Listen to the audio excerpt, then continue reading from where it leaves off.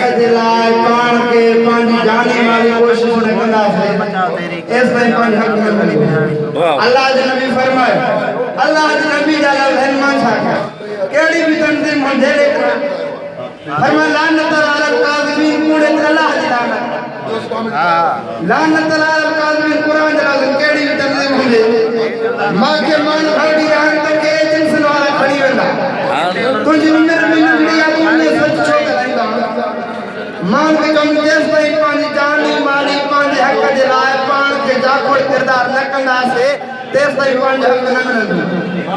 एसनि खां उथणो पवंदो, सोफ़नि खां उथणो पवंदो, पंहिंजे हक़ जे लाइ जाखोड़ किरदार कयो। असांजो हक़ आहे, असांखे मिलणु घुरिजे। अल्लाह जे नबी फरमायो, अल्लाह जे क़ुरान जा लफ़्ज़ आहिनि, वला तहसबल लज़ीना क़ुतिलू फ़ी सबीलिल्लाहि अमवात बल अहयाउ इंद रब्बिहिम यरज़ुक़ून। शहीद ज़िंदा आहिनि पंहिंजे हक़ जे लाइ, जेकॾहिं उहो विढ़ी मरी वञे उहो शहीद आहे ऐं शहीद ज़िंदा आहे। असांखे जेसिताईं पंहिंजे जान में ताक़त आहे पाण खे पंहिंजे हक़ जे लाइ जाखोड़ किरदार कंदासीं। ख़ान जो पुत्र हुजे पंहिंजो हक़ असां उनजे निड़ी भंजी थी करे खणंदासीं।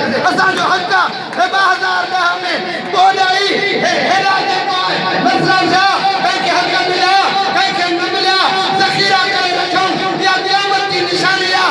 रब छा कंदो, अल्लाह जे महबूब जा लफ़्ज़ आहिनि, सखी हबीबुल्लाह, सखी अल्लाह जो दोस्त आहे, सदक़तु तरतुल बला। अल्लाह जी राह में जेको सिरको ॾिनो वञे उहो मुसीबत खे तारी